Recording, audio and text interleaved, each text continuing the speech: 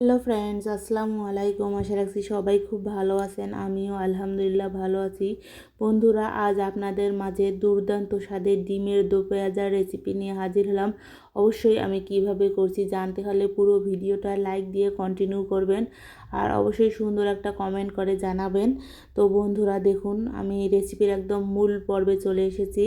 এখানে আমি ডিম সিদ্ধ করা দেখাইনি, আর ডিম সিদ্ধ করা দেখানোর তেমন কিছু নাই। তো এখানে প্রথমে কড়াইতে তেল আর সামান্য হলুদ দিয়ে দিয়েছি, যাতে তেলটা ছিটে না যায়। এখন আমি আলুগুলো দিয়ে সামান্য লবণ, মানে স্বাদ মতো লবণ দিয়ে ভেজে নিব। আর আলুটা একটু ঢেকে কম আঁচে ভেজে নিতে হবে, এতে করে আলুটা অনেকটা সিদ্ধ হয়ে যাবে। তো দেখুন, আমি আলুটা মানে খানিকটা সিদ্ধ মানে ভেজে নিয়েছি। এখন আমি আগে থেকে ডিম খোসা ছাড়িয়ে রাখা ডিম, এটা দেশি মুরগির ডিম, দেখতে দেখুন ছোট ছোট দেখে হয়তো বুঝতে পারছেন, তারপরও ভিডিওতে একটু বড় দেখায়। তো যাই হোক বন্ধুরা, এখানে আমার আলুটা প্রায় ভাজা হয়ে গেছে। এখন আমি তেল থেকে উঠিয়ে নিব। আর ডিমটাও হালকা করে ভাজবো, আমি খুব কড়া করে ভাজবো না, হালকা ভাজাটাই আমার কাছে বেশি ভালো লাগে।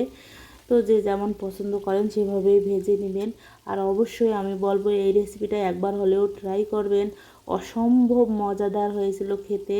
আর আমি যেভাবে রান্না করেছি একদম হালকা মশলায়, মানে আমি এখানে তেমন কোনো মশলা দেইনি, শুধু জিরা আর ধনিয়ার গুঁড়া দিয়ে এই রান্নাটা করেছি।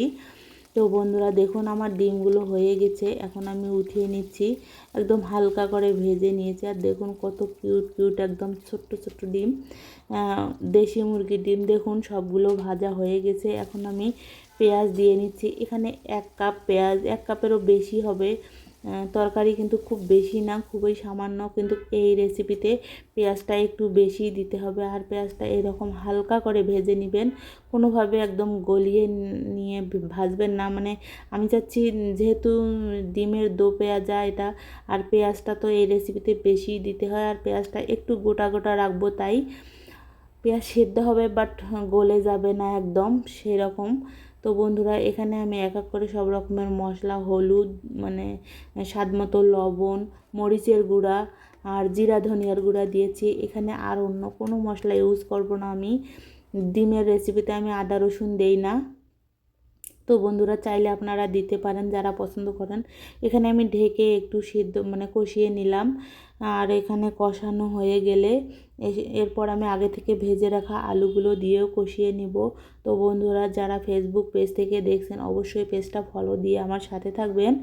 আর যারা ইউটিউব থেকে দেখছেন প্লিজ চ্যানেলটা সাবস্ক্রাইব করে আমার পাশে থাকবেন।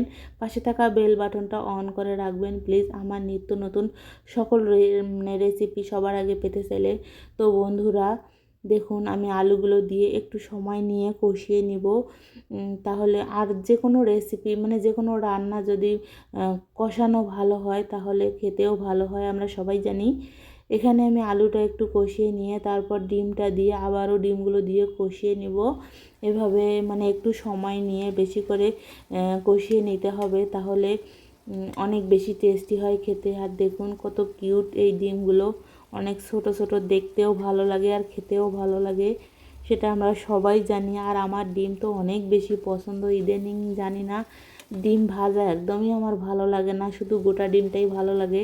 যাই হোক, পছন্দের পরিবর্তন হতেই পারে, স্বাভাবিক, এটা সবসময় পছন্দ এক থাকেও না। তো দেখুন এদিকে আমার কালার তরকারি কতটা সুন্দর হয়েছে, একদম লোভনীয় হয়েছে। আর আলুটা একটু কেটে দেখাচ্ছি, অনেকটাই সিদ্ধ হয়ে গেছে। এখন আমি ঝোলের জন্য পরিমাণ মতো পানি দিব, তবে খুব বেশি পানি দিব না, যেহেতু এখানে সব কিছুই সিদ্ধ প্রায়, আর ডিম তো সিদ্ধই। যাই হোক, এখানে আমি সামান্য পানি দিব। আর এখানে আমি মানে এটা একটু গামাখা করেই রান্না করব, এটা কোনো ঝোল রাখবো না। তো এখন ঢেকে রান্না করে নেব ফুটে ওঠা পর্যন্ত, প্রায় 10 মিনিট মতো। এখন রান্না করার পর এখন শেষের দিকে আর কি, এখানে আমি জিরা, ভাজা জিরার গুঁড়া দিয়ে দিচ্ছি 1 চা চামচ। আর 3টা কাঁচামরিচ ফালি ফালি করে দিয়েছি, জাস্ট মানে ফ্লেভারটাও বের হবে, একটু ঝাল ঝাল হবে। যাই হোক, আমি একটু ঝাল ঝাল করেই রান্নাটা করেছি, অনেক বেশি টেস্টি আমার কাছে লেগেছে। সত্যি বন্ধুরা, দুর্দান্ত খেতে হয়েছিল, মানে বলে বোঝানোর মতো না, অসম্ভব মানে খেতে হয়েছিল। সাদা ভাতের সঙ্গে আমি খেয়েছি, অনেক বেশি টেস্টি। অবশ্যই আপনারা একবার হলেও ট্রাই করে দেখবেন। যে কোনো ডিম শুধু মানে দেশি মুরগির ডিম হতে হবে এমনটা না। এখন আমি ঢেকে আবারও কিছুক্ষণ রান্না করে নিলাম, মানে মশলার গন্ধটা দূর হয়ে যাওয়া পর্যন্ত। দেখুন আমার পেঁয়াজগুলো আমি দেখানোর চেষ্টা করছি, একদম গলে গিয়েছে, বাট ঘেটে যায়নি, পেঁয়াজ গোটা গোটাই আছে, বাট সিদ্ধ হয়েছে একদম মমের মতো। তো বন্ধুরা এখন হয়ে গেছে, আমি চুলাটা অফ করে দিব। আর দেখুন আমি মানে দুপুরে গরম ভাতের সাথে কিভাবে পরিবেশন করেছি অবশ্যই দেখতে পারবেন। তো বন্ধুরা প্লিজ সবাই লাইক দিয়ে সুন্দর একটা কমেন্ট করে যাবেন। আর আপনাদের কমেন্ট ধরে আমি আপনাদের পরিবারে অবশ্যই আসবো। তো দেখুন এখানে আমি সাদা ভাতের সঙ্গে সেই ডিমের মানে দো পেঁয়াজা, আর এখানে সাথে শাক ভাজি, অসম্ভব মজার খেতে হয়েছিল। আর অবশ্যই সিম্পল একটা খাবার কিন্তু অনেক বেশি টেস্টি। আমার কাছে বেশি বেশি তরকারি একসঙ্গে ভালো লাগে না, আমার কাছে একটা হলেই ভালো লাগে। তো সবাই ভালো থাকবেন, আল্লাহ হাফেজ, আসসালামু আলাইকুম।